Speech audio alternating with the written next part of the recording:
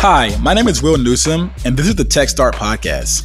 In this show, we explore the realities of changing careers and getting into tech.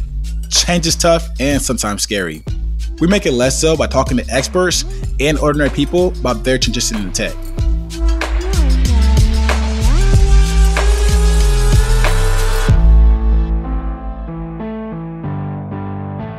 "20 years ago, the highest paying jobs were in healthcare. But in 2023, software developers and data scientists are topping the charts.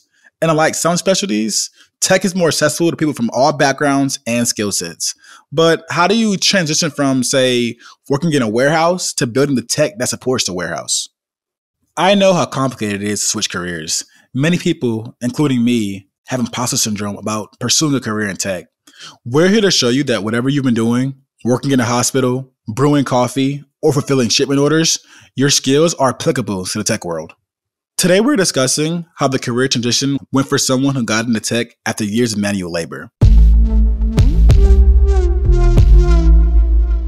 I would wake up at 3 o'clock in the morning, drive an hour to get to work, to throw boxes and run across the warehouse trying to fulfill orders as fast as we could. This is Jeremy Rivera. Just like me, he went to an online coding bootcamp called TripleTen.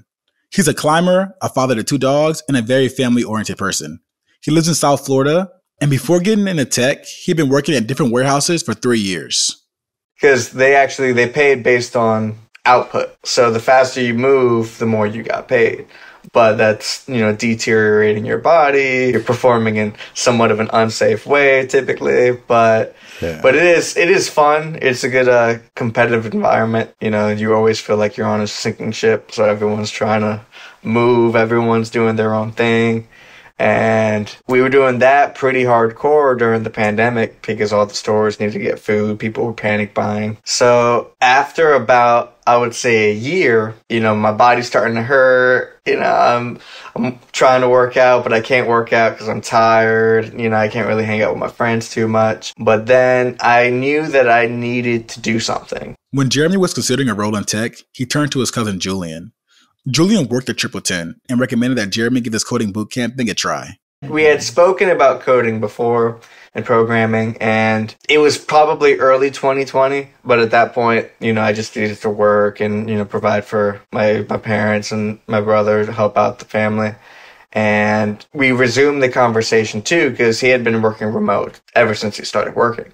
He's always been doing some sort of software gig, and I asked him how he got into it, and he was a self-taught programmer. But he's like, if you want more structure and money's not really an option, there's a program, TripleTen, that has the structure and has the community. He's like, if you finish that program, you would know everything I knew when I started, and probably more, because you have the structure to fill in those gaps that you would have if you learn everything on Udemy or YouTube. But what kind of was like the final straw? Because I know a lot of people that work in warehouses and they still work there to this day. So there had to be one thing that like really set you off. Yeah, I had gotten my associates before I took a break. I have since finished a bachelor's unrelated to tech, but I knew the warehouse wasn't for me. I respect labor. I like labor. I like working with my hands. I've always done some sort of contract work or flooring, closets, warehouse work. But I know that wasn't for me. Like, I have creativity and I need a creative outlet sometimes. When I'm being a mindless mule for 10 hours a day, that's not going to help me be productive. Warehouse work, it's, you go out, play basketball with your boys, you sprain your ankle, you're out of work for 3 months. You tear your ACL, that's 6 months. Yeah. So it's like you couldn't really do any other extracurricular sports, and you had to be really careful because if you got injured, that's it. Like, okay, you're out of commission. When your cousin, I know you said he previously mentioned it to you in the past about like coding and like, I guess, the possibilities of programming. But did you have any doubts? I think most people will always have that tentative doubt right before they jump into something new. I did have that initial stuff because I had just gotten married, when I made that trip. Congrats. So thank you so much. So now it was like, well, this isn't just my money. This is our money that I would be investing into the future. And how was your experience? I mean, obviously you're working in a software development job, so it seemed to be good. Yeah, no, I sometimes think back at it, and I'll be honest, I don't know how I did it, but I had the support of my wife and my family and stuff, and I used to wake up at like 3 a.m., again, drive 55 minutes to the warehouse. I would work from 4 to maybe 2 o'clock p.m. I would get out, and then I'd drive to university, because I told you I was finishing my degree at the time too. And then I'd have a class at like 2:30 to 3:30, but then I had another class at like 6:30 to 9. So, and then I'd wake up at 3 o'clock. I'd drive an hour back home, so I get home at like 10:30, take a shower, and then I have to be up at 3 the next day also. Goodness. The grind. Yeah, the grind, that's it, yeah. 100%. Obviously, like the college degree is pretty fresh on you. What, I guess, method of education, TripleTen or your degree, which do you think has been more valuable in your life so far? That's an easy question. My degree is currently sitting in my office on the floor somewhere. But yeah, TripleTen, I mean, that knowledge and experience is it pays significantly more rewards than my degree. Granted, I haven't attempted to try to get a job with the degree, but I get reached out to by people, sometimes on LinkedIn or, other applications. There's someone trying to interview me this week, and there's a couple other people who reached out in the past month. But that's not because of my degree. That's because of, the portfolio and putting yourself out there. Definitely. Jeremy, you mentioned that you switched into tech to have more of a creative outlet. But for others, their main motivator for getting into tech was a salary increase. How did the possibility of making more money factor into your decision to switch careers? To be honest, I'm very minimalist type of person. Like, I don't like to have a lot of things, but the things I do have are typically expensive. So it's like I don't go out, I don't buy clothes, I don't buy shoes every week and stuff like that. I'll buy one pair of shoes and wear it until they break and stuff like that. But those shoes are a couple $100s. I like my laptop to be modern. I like my TV to be modern. I have a PlayStation. I have a Nintendo Switch. Those aren't cheap things. And then, I just got married, right? So we had to pay for the wedding for the most part. We did receive some gifts, but you have to pay for that. I'm not out here chasing dollars, but I still have to provide for those who are mine, Definitely. You're a man of expensive and good taste. When I heard PS5, not Xbox. Yeah, I actually got married on June 17th, so I definitely understand. Boot camps in general, obviously they're very cheap compared to college degrees, but they're still expensive to most of society. Was there any doubt in your mind that it wouldn't pay off at some point? I mean, I think everyone at probably all times of their career, unless they're a sociopath, is going to have some sort of imposter syndrome, right? So it's, of course, your confidence will wane, but you also have to be able to a degree to trust yourself, right? The tools are out there. If you have that and you have the ability to put time towards something, I think that will pay dividends more than a 4-year degree, right? Because anyone could go get a degree, get it paid for by the state, maybe get a scholarship or two, get good grades, and then you get into the job, you're still going to have imposter syndrome. You're right. Right. So I think hard work will beat talent. Let's talk about the process of you getting this job. Obviously, the market is very, I wouldn't say necessarily bad, but it's very selective right now. So tell us the process of you finishing practicum and then you getting your first job. I think when I finally started learning JavaScript and programming concepts, I was like, I'm gonna start applying. I'm gonna just start applying anywhere. You look at the job posting sometimes and it might scare you off a little bit. Like, oh man, how do I have 15 years of experience with the technology that's been out for 3? So, right? It's like, how am I going to get an entry level position with 5 to 7 years of experience? Yeah. But a lot of the people who make those postings aren't people in that field. You might have recruiters that just blanket post, and that's not what the employer is actually looking for. In the software development, software engineering course, there are 15 sprints in a final project. Yeah. So I would say around like sprint 6 or 7, I was just applying. Sprints are 2 weeks periods of work with a number of tasks to complete by the deadline. Most professional IT development takes place in sprints, so this helps prepare you for the workplace. I applied anywhere. I don't care what tech stack. I don't care what it looked like. If it had software and or developer in the name, I was applying to it. So I think that's important too. And I had that encouragement from another tutor, Max Jacobson. He was just like, well, just put yourself out there, keep throwing it out there, keep throwing your application. Because, and again, it goes back to analytics. Statistically, I mean, you look at data, right? You have the normal bell curve. Most people are going to lie within that 68%. You have to push yourself into the extra 14 or the extra standard deviations to get to that, again, to get to that salary, or to get to anywhere, right? So I was I probably threw in 600-700 applications. And sometimes they got back, sometimes they didn't, but that's just the game right now. So you have to just be consistent, make sure your resume is up to date. While you're waiting for them, don't just wait, continue to build your skills. So set aside time to apply, set aside time to continue to learn your craft, set aside time to build. And building is probably the most important thing. How long, from when you first started applying in sprint 6 or 7, how long do you think it took you? How many months did it take you to land that job or land that first interview? I would say about 2 or 3, because I got my job right after sprint 10. Okay. Oh, wow. So you were 1/3 of the way done, or 2/3 of the way done, and got it. Oh, wow. Okay. So that's quick. Let's talk about what went through your head the day you got that offer letter. God's plan. That's it. It was a mix of, it was 100% gratitude, right? Gratitude and faith. I mean, knowing that the previous year had been 4 hours of sleep, putting in, putting out, output, that it was just like, okay, you could see the fruit of your labor. You were doing a lot. You weren't just working. So I mean, life was massively different. So I mean, like you had a lot of stress, a lot of, I guess, burdens. I wouldn't call them burdens, but a lot of responsibilities. How does life look now compared to life a year ago? I think I gained like 10 pounds. Right? I'm not moving quite as much. Now that's changing. I just lost 4 more. But it's nice, right?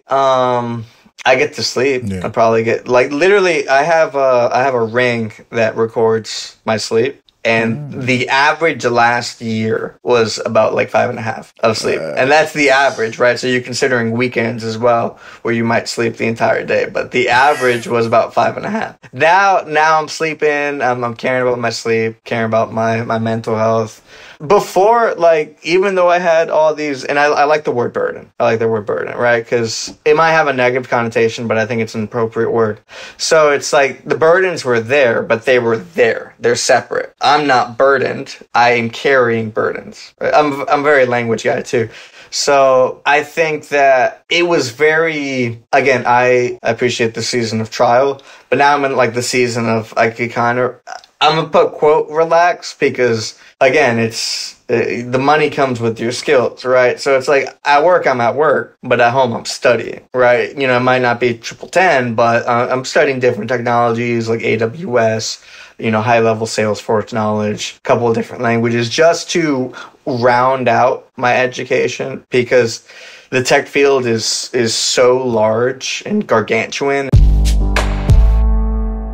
So obviously it's his office work is a little sedentary, but I mean that's contrary to your old life, where it's physical, getting hit, back, knee issues. Yeah, literally. Yeah.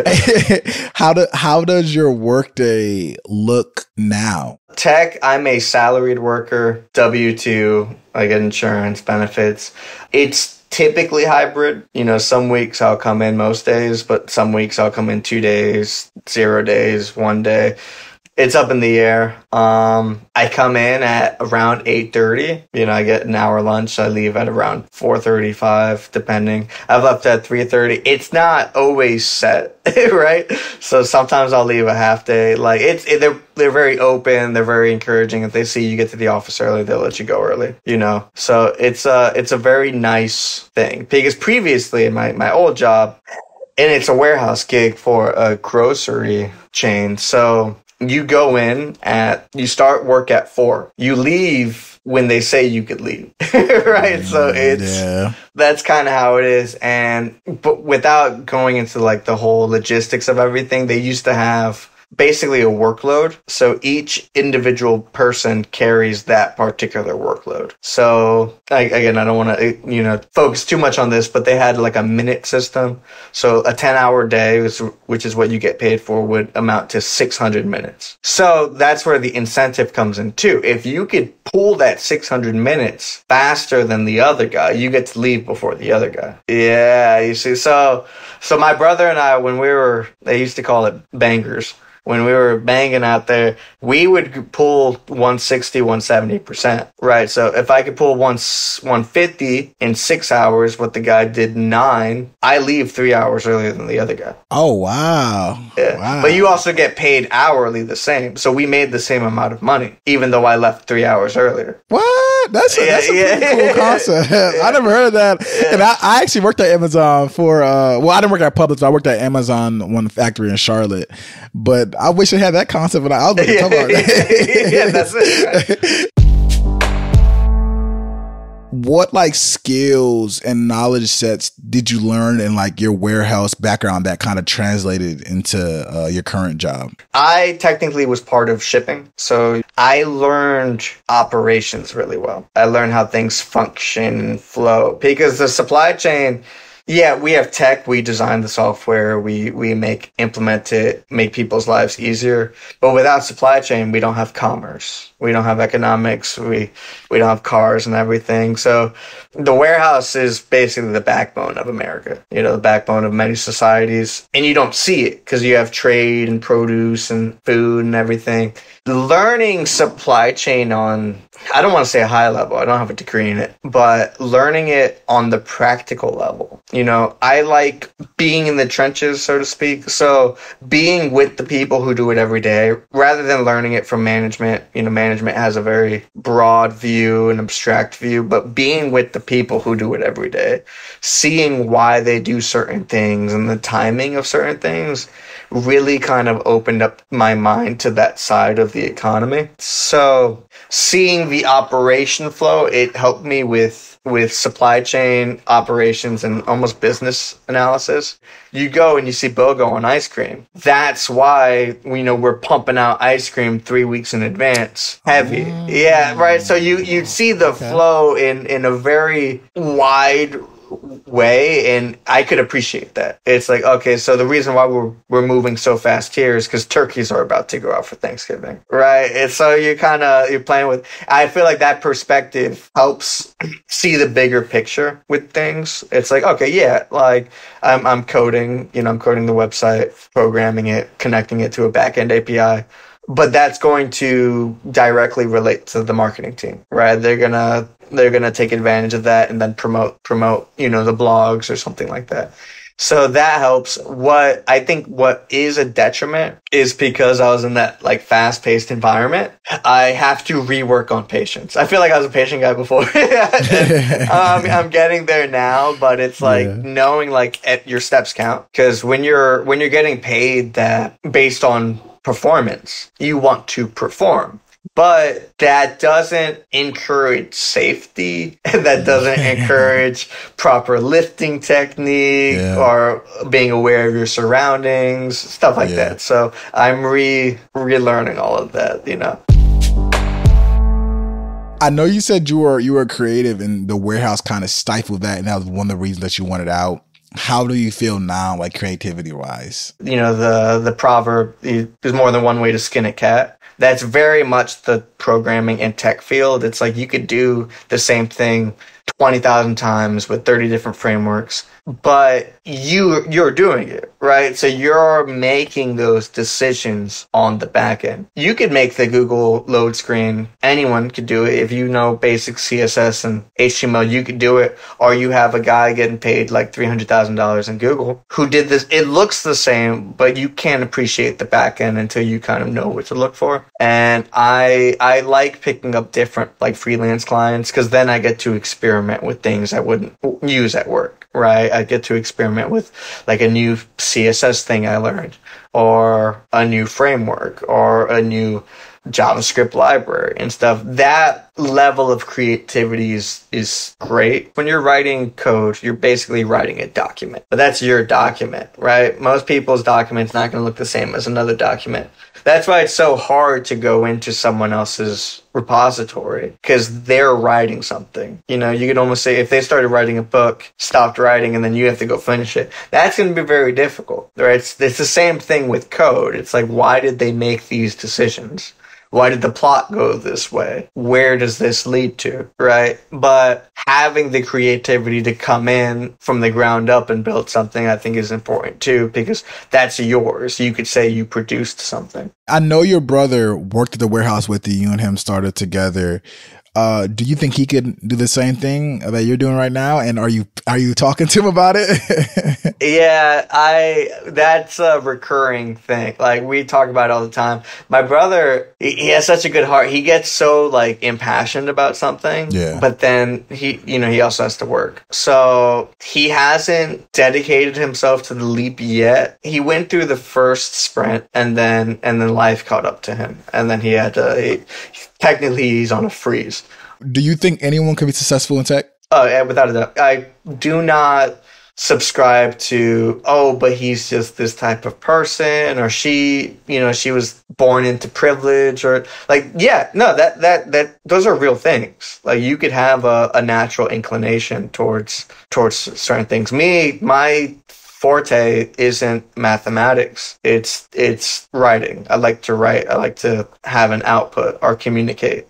Math, I respect math. I'm not a math guy, right? But if you put me in a calculus class and I have to take calculus, yeah, I might study 3 times more than the next guy. But anyone could do it, right? You have to envision what your end goal is, see if your current life circumstances are going to bring you there, and if they're not, consider a field that can bring you there. Because that's the thing about software. 1, you could go in any direction. 2, you could work for any type of company. Every company uses software. And then 3, if you are that type of person, you just make your money, bank it, and then you have that extra time to fulfill your passions. And I think one thing I would add on to that too is, and you displayed it, is being honest with yourself. Most people won't tell themselves like, oh, like, I'm bad at math, so I study 3 times as much. People just say I'm bad at math and they'll just fail the class. You said you would study 3 times as hard. So it's really being honest with yourself, telling yourself, hey, like these concepts are harder for me to grasp, so let me take that extra time and dedicate myself to it. Reflecting on your journey over the past few years, I mean, the long days, short nights, 5 hours, and the multiple jobs, injuries, not being able to enjoy your life to the fullest. What would be some advice that you would give someone who's working maybe in a blue collar job, that's considering transitioning into tech?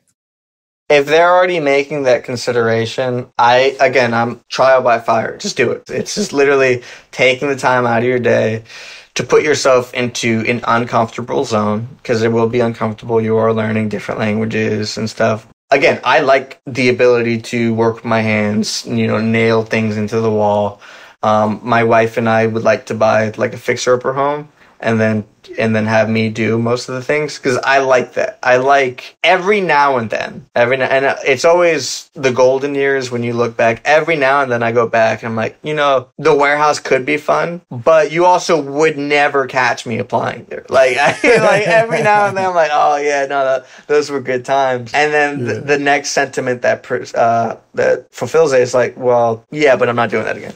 Blue collar work isn't bad. We still we rely on blue collar work, but at the same time, what do you want to do? Like, I know some guys at the warehouse, their goal was to move to be a truck driver. We need truck drivers. Truck drivers make good money, but you're also not home, right? So you have that's where the sacrifice is. I know truck drivers making like 120 grand, but they're not home, right? So it's like, do you have a wife? Do you have kids? Maybe working from home isn't a bad idea because, the kids get to be around daddy all day, so start playing with those ideas, right? And I think the answer should come. I think it should be a self-fulfilling answer. It's like, if I'm considering it, there's really no con. You might say the initial money, but I mean, I know TripleTen has payment plans. I know a woman who basically took out a loan and did the program, quit her job, and she's, out of all the students I work with, one of the most brilliant people I've had the privilege of working with. And then even people like I was with in like apiary projects, I know a lot of them have received positions, right? Some received positions before graduation. So I don't think it's that hard. It's just, you just jump into it, and what's the worst that could happen? This podcast was brought to you by Libo Studio in partnership with TripleTen and Online Coding Bootcamp. For more career tips, go to TripleTen.com/blog or follow the link in the episode description. You can find us wherever you get your podcasts. Please share it with your friends, leave comments, and give us 5 stars. Stay tuned for our next episode.